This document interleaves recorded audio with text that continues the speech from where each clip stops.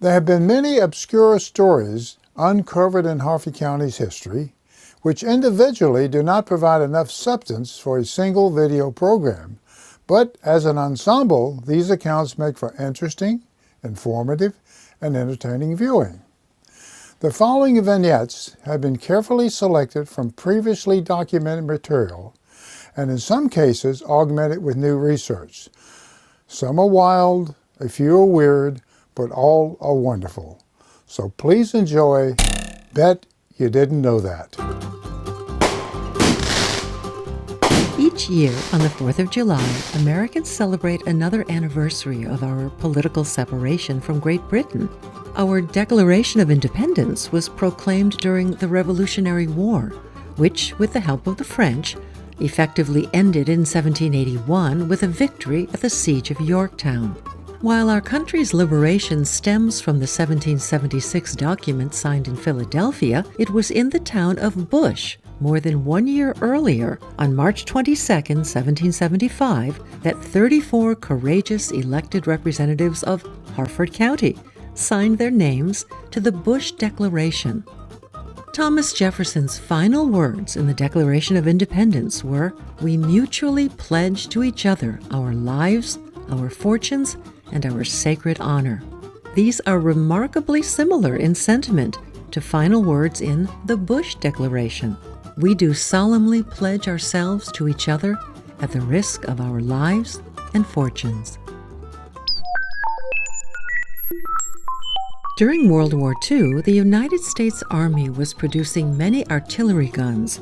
However, each one required a calculated range table to ensure accuracy. These tables mandated complex and tedious mathematical calculations that were primarily done by very talented women called computers.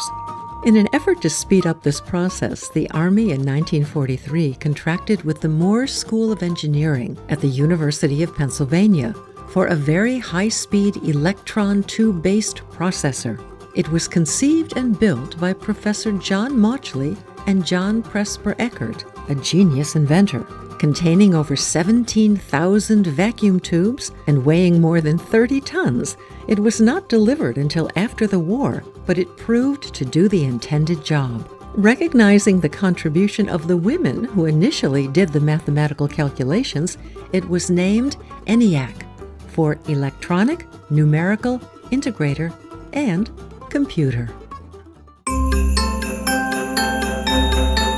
It is reported that in 1640, a French chef to Charles I of England introduced the king to cream ice, and thereafter the frozen dessert spread across Europe, becoming a favorite with the nobility. Ice cream had found its way to America in 1744, as a visitor reported he had eaten some fine ice cream with strawberries that was most delicious at the home of then-Governor of Maryland, Thomas Bladen. During the mid-1880s, Quaker C. Jacob Fussell operated a milk delivery service in Baltimore and was often faced with an excess of milk and cream that spoiled his profits. He reasoned this oversupply could be converted to ice cream, so he established a factory in Seven Valleys, Pennsylvania, and shipped the frozen confection to Baltimore on the North Central Railroad. He thus became the first commercial producer and distributor of ice cream in the United States, earning him the title of Father of the Wholesale Ice Cream Industry. Now, here's the real scoop. Fussell was born in Little Falls, Harford County, which can rightfully claim to be the ice cream cradle of America. Darlington is a Harford County village located along a ridge parallel to the Susquehanna River. It was the home of author and historian Samuel Mason, who resided nearby on his farm at Little Pines, where wintertime skaters enjoyed his frozen pond. Another well-known Harford County area resident was Daniel Schur, who, for almost 1/2 century, was the superintendent of the Tidewater Canal. Further, it was the home of 2 Quaker meeting houses, one called the Orthodox Friends Meeting House that was later abandoned, and the still active Deer Creek Friends Meeting House. Like other Quaker worship places, it had 2 front doors that provided separate entrances for women and men. Adjacent to the Deer Creek Friends House was a small graveyard that was augmented by a much larger All-Faith Darlington Cemetery a short distance away. This burial ground is highlighted by a wrought iron gate that was made by local blacksmith Joshua Gorell. As the automobile became a favorite mode of transportation, travelers were offered places to stay, such as the Arbor Lawn Tourist Home and the Glen Echo Lodge. Occasionally, a male visitor spotted a gal in town that sparked a romantic interest, and he decided to stay in Darlington. When British settlers began to populate what is present-day Harford County, they encountered a heavily forested area replete with trees such as oak, poplar, beech, chestnut, pine, and one selection not found in their native England called hickory. This variety was surprisingly strong yet not brittle, exhibiting a flexible quality that yielded superior spokes for wooden wheels. This natural resource was sought by wheel manufacturers along the Atlantic coast. And Joel Hollingsworth's manufacturing plant along the west side of Winter's Run shipped thousands of hickory spokes north and south from the railroad station at Magnolia. He later invented and patented a wooden hub featuring an iron housing that provided a more attractive appearance for a carriage. Now, with both spokes and hubs, he rounded out his product line with a circular assembly, thus creating the name for Wheel Road. Harford County has a wide variety of religious denominations that include African Methodist Episcopal, Apostolic, Assembly of God, Baptist, Catholic, Lutheran, Methodist, Presbyterian, and Quaker. Proceeding south on Old Joppa Road just before it reaches Mountain Road, there's a slight dip as it passes over the headwaters of a small tributary known as Mountain Branch. In this vicinity, we find the Union Chapel United Methodist Church, Wilna Seventh-day Adventist Church, and St. Albans Anglican Church. As well, in 1821, a log 22 by 36 feet Mountain Christian Church was reported at Wilna, likely in the same area, but is now gone.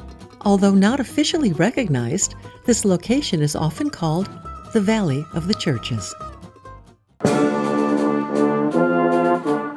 Rock Spring Episcopal Church at Rock Spring was the venue where friends and family met one evening to console the widow and her family of a beloved member of the community who had passed away. There was a large crowd gathered, and attendees lined up to pass through a receiving line and then return to the graveyard outside, where one of them smoked a cigarette.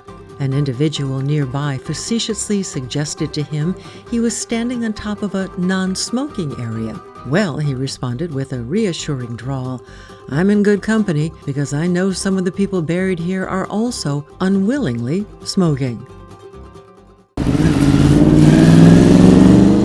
The earliest bridges in Harford County were made of wood, often with a king post design, and later with a burr-arched truss that supported a covered roof. Today, the only standing bridge of Theodore Burr type crosses over Little Gunpowder Falls on Jericho Road near Jerusalem Mill. Later structures were made of iron, and a number of these still service county roads. Still later, steel and concrete bridges came into vogue.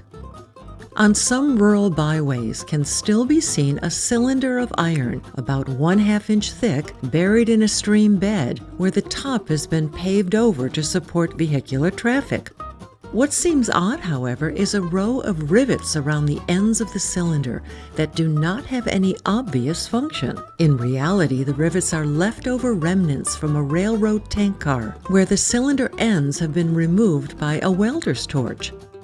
Many of these were hauled from a Bayonne, New Jersey scrapyard during the 1950s and are still filled with a liquid while also supporting Harford County roads. For hundreds of years, and even today, a church is the often preferred venue for a wedding ceremony. In the 1700s, however, Harford County was not well populated with churches, and roads in the winter were generally in a deplorable condition, so travel to a wedding was a major difficulty. The nuptials were usually held in the spring or summer, when weather conditions provided better outdoor temperatures for scrubbing up the bride and groom.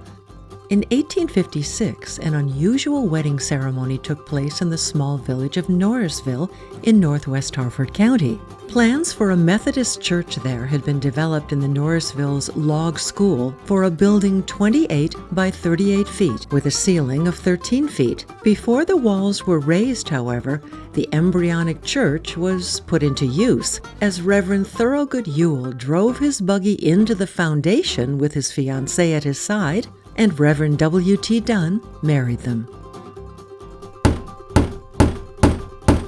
For about 300 years, the robust barrel was the container of choice for shipping and transporting goods of all types. Furthermore, a sailing ship stored hundreds of barrels of drinking water below deck, along with a few barrels of rum or other liquors to keep the crew in good spirits. England was depleting much of its forest in building its mighty navy and needed American wood for coopers to construct barrels. East Coast colonies, including Maryland, were forested with large oak trees, so Harford County coopers made many barrels.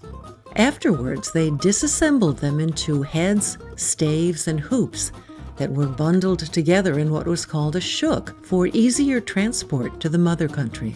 When Elvis Presley in 1957 crooned he was all shook up, it was about love and not about a barrel. But his lyrics 3 years later were given a new twist by Patsy Cline's I Fall to Pieces. Churches in Harford County are constructed of a variety of materials, including wood shaped into shingles, clapboard, board and batten, along with stone found in fields generally called rubble, port deposit granite, and nearby colorful quarried rock, as well as bricks usually made close to the construction site using local clay. One church in Darlington was built with a relatively rare Harford County stone called serpentine that was principally mined in nearby Cardiff. It was designed by architect Theophilus Parsons Chandler, Jr. in the style of a 13th century European church, with the cornerstone being laid on October 4, 1876. It also featured some elegant blacksmith-made wrought iron door hinges. The structure's rough-cut construction stone had a grayish-green color, and inside a polished column of the material proves it to be what we know today as green marble. In 1791, the federal government passed an excise tax on whiskey that was to be used to lower the national debt. It was the country's production tax that irked many rural residents, especially those in western states distilling alcoholic spirits. In 1794, this led to the Pennsylvania Whiskey Rebellion, which was suppressed but precipitated covert moonshine operations, especially in the mountainous areas where the population was sparse. It is learned from a 1926 notebook kept by Maryland revenuer Wilton Leroy Stevens that he was breaking up a number of Harford County stills during that year. In 1958, one of the county's last moonshine operations was discovered to exist in a large dairy barn near Jarrettsville that was about 50 feet from Federal Hill Road. The moonshiners had used a silo as a chimney to waft away the distinctive fermenting and distillation aromas that, if detected, would have surely revealed their illegal activity. Nevertheless, the revenuers got a sniff of the operation, and just before high noon on a Saturday morning in late October, they quickly snuffed out their illicit production. Arthur F. Stevens, known to his friends as Tim, was born in 1922 and grew up on a small farm off of Cherry Hill Road in upper central Harford County. At the age of 96, he became willing to relate a few stories about his youth. Tim recalled they had a spring house on their property that was a bit unusual in that it had 3 levels of water. The first and deepest level was used to chill 5-gallon cans of milk. The second level was reserved for tall crocks that contained perishable food, and the third level for rather short containers. On cold days, he went outside to the farm fields wearing under his clothing thermal underwear, often called long johns, and after working for some time had an immediate and pressing need to urinate. He unfortunately discovered he had put on his thermal underwear backwards, so quickly got out his pocket knife and carefully cut a slit in the front. Another one of his mischievous activities occurred in the village of Mill Green. There he liberated a coffin from the local undertaker and used it as a boat to float down Broad Creek. He recalled being punished for that misdeed, but when it came to seeking out other fun activities, Tim's enthusiasm had not yet been washed up. Kilgore Falls in Harford County is Maryland's second highest free-falling or vertical drop waterfall. It's located on a 67-acre parcel of land that is geographically a separate part of Rock State Park. A stream named Falling Branch flows south into Deer Creek, but before reaching its destination suddenly descends 17 feet, creating this magnificent vista. This county gem is accessed from a parking area by a 1/2-mile walking trail through a pristine forest. Observant hikers will marvel at nature's fauna, such as a green fern, a rivulet of roots, rusting laurel leaves, and a tree grasping terra firma before getting their first glimpse of the falls. To see the waterfall in its full glory, it'll be necessary to cross over the stream, where sightseers congregate with friends, and some wet their feet in the stream's refreshing waters. The tributary takes its name from the cascading waters, where the actual falls is named for an early resident. Once you make the effort to see this natural wonder, you will fall in love with it. When the United States became involved in World War II, the Army wanted to make sure there would be an adequate supply of water for their facility at Edgewood Arsenal to support the war effort. The Baltimore engineering firm of Whitman, Reckward, and Smith was contracted to build a dam on Winter's Run, while government lawyers made application to the U.S. District Court to buy or take with just compensation adjacent land totaling almost 400 acres. By June 8, 1942, the Crummins Construction Company of Baltimore broke ground, and the dam, supervised by the U.S. Army Corps of Engineers and named for Colonel E.J. Atkinson, commander of Edgewood Arsenal, was completed and accepted by the year's end. After the war, then Superintendent of Harford County Public Schools, Dr. Charles Willis, requested that the acquired land be deeded to the school system, as it was an ideal location for the training of teachers in conservation practices. Over time, it evolved into what we know today as Harford Glen Environmental Education Center. Now the home of the Historical Society of Harford County, the old downtown Bel Air post office was completed in 1936. At that time, the sorting of mail for delivery was entirely done by hand, and on occasion, an unscrupulous postal worker would pocket an envelope when it was perceived to contain money. To detect this potential pilfering, the post office had a long but hidden elevated walkway with a number of one-way glass panels that allowed an inspector to look down on the sorting operation. It was covertly accessible from the back of the building, and whenever a roving inspector arrived, he would alert the postmaster by flipping a switch that lit a light in his office. Visit the old post office where the Historical Society of Harford County is now located and see the elevated glass observation panels. It is not uncommon for owners of an early American brick home near a seaport to claim that it was constructed of bricks used as ballast on an arriving English ship. While this might be true in specific instances, Most often a ship transported the more inexpensive ballast stone, later used for paving streets. As bricks are heavy, they were difficult to move over undeveloped colonial roads. So for the most part, they were made locally using indigenous clay. What is most surprising, however, is that Harford County bricks were definitely made smaller over time, thus the size. So actually the volume of a brick is a clue to its age.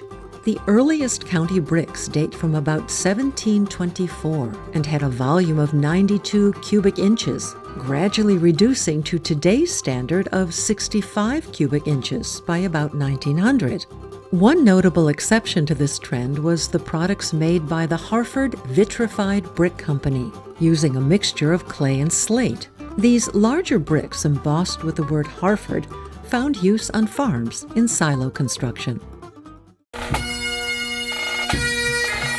As attested by this Maryland roadside historic marker, over the years there have been several erroneous accounts promulgated about how the hamlet of Hall's Cross Roads eventually was named Aberdeen. It was not named for the birthplace of the first railroad station master. Research had uncovered that a Baltimore businessman, Edmund Law Rogers, acquired 600 acres of land from the Hall family and in 1852 drew up a plat for the development of the village of Aberdeen. On the plat is found street names such as Edmund, Law, Rogers, and other family names of his wife's relatives. Rogers had strong connections with his mother city of Aberdeen, Scotland, and a distant cousin, the Earl of Aberdeen, was named Prime Minister of the United Kingdom in 1852.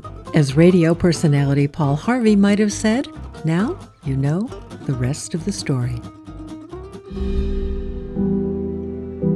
According to tradition and various sources, including the lyrics of a 2006 song written by Kevin Johnston and Jim Bowley, Captain John Clark Monk was born near Bristol, England in the year 1760 and immigrated to America, settling in the village of Abingdon. There, he and his wife operated a store, while he occasionally sailed to acquire inventory for their business. Before dying in 1827 at the age of 67, he instructed his sailing crew that he wanted to be buried so his body would not touch land. When entombed in the graveyard at Spassusha Church in St. George's Parish at Perryman, it was reported his metal casket was suspended from the ceiling of the tomb by chains, which could be validated by lowering a small camera between the slits of the 3 ground-level supporting stone slabs. This earned him the title of the Swinging Sailor of Perryman. Resting upon the stone support at ground level is a vault containing his second wife, Sarah Rebecca Lewis, and a daughter,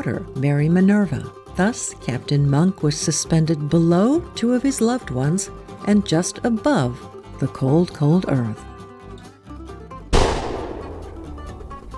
On April 10, 1869, Martha Jane Cairns entered the Jarrettsville Hotel kept by the Street family, walked across the barroom floor to the door looking out over the porch, leveled a revolver at Nicholas McComas, and shot him dead.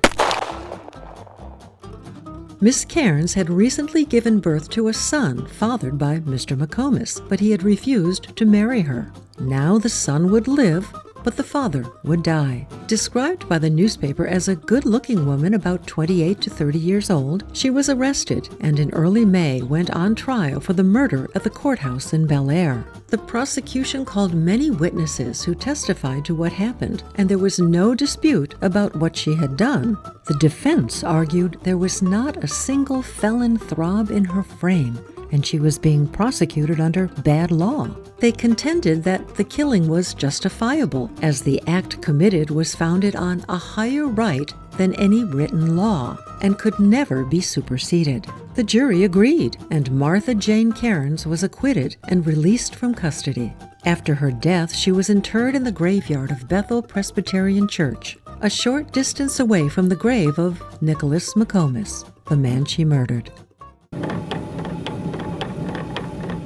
According to tax records, in 1798, Elijah Stansbury Sr. owned a grist mill and sawmill on Deer Creek in the northwest part of Harford County. He died intestate in 1837, whereupon the court assigned the mills to John E. Stansbury after he bought out other claimants. The facility passed through a series of Stansbury owners until 1883, when it was acquired by George L. Anderson, the son-in-law of James Stansbury. The new owner instituted a series of improvements, the cost of which outpaced his income, thereby becoming insolvent. He then assigned the facility to lawyer Othlo S. Lee to sell and pay his creditors. Lee realized that the Stansbury name no longer had any cachet. The Anderson name did not necessarily reflect prosperity, so a new moniker hinting at grandioseness was in order. Being in the vicinity of Eden Hundred, named for Sir Robert Eden, the last royal governor of Maryland, this conjured up images to the biblical Garden of Eden. Thus, the Eden name seemed ideal to attract the most interest and hence bring the best price.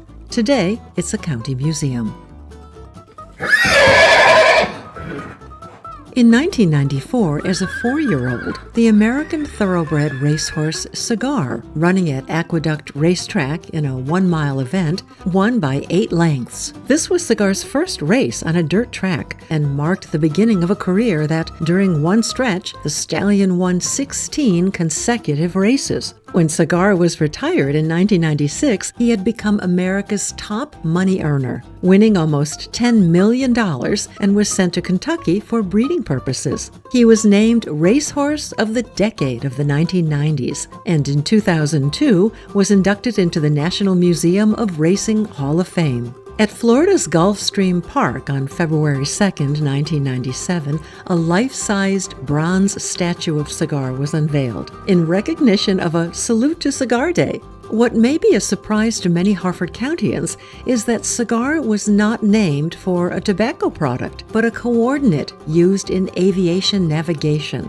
Cigar was born at Country Life Farm's Thoroughbred Nursery just south of Bel Air. The Harford County Seal was designed by George Lindenberger Van Bibber IV, who earned an architectural degree from the University of Virginia in 1928 and was locally known as a writer and illustrator. The seal's light blue center background represents the county's contiguous border with the Chesapeake Bay, with the date 1773 at the bottom being the year the Maryland General Assembly established Harford County. The images thereon make reference to the Bush Declaration. The words, "at the risk of our lives and fortunes," appear in the document's closing sentence, with the arm at the top left holding a drafting pen with a sword on the right, signaling that the signers had a willingness to fight for their independence from the British Crown. The center shield with the curved gold bars set against a royal blue background is emblematic of their fortunes that were at risk. The seal is a fitting symbol that truly represents the county's proud heritage, and it also appears on the county's flag. Indeed, Harford County truly has a proud history. It was one of the earliest regions settled in Maryland, and attesting to this, there still remains a number of grist mills, dozens of Maryland roadside historic markers, and scads of its scenic and romantic beauty. For many years, Harford County was a major vegetable canning area, and it also supplied many gallons of milk by rail to Baltimore, as well as hosted county-important military activities. Today, with a plethora of parks, trails, and natural sites, Harford County residents enjoy a great quality of life. As you traverse this area, from the Chesapeake Bay on the east to the rolling hills on the west, enjoy its vast recreational opportunities, such as the Havre de Grace Promenade or the Ma and Pa Heritage Trail, and also remember to revel in and soak up its wonderful heritage.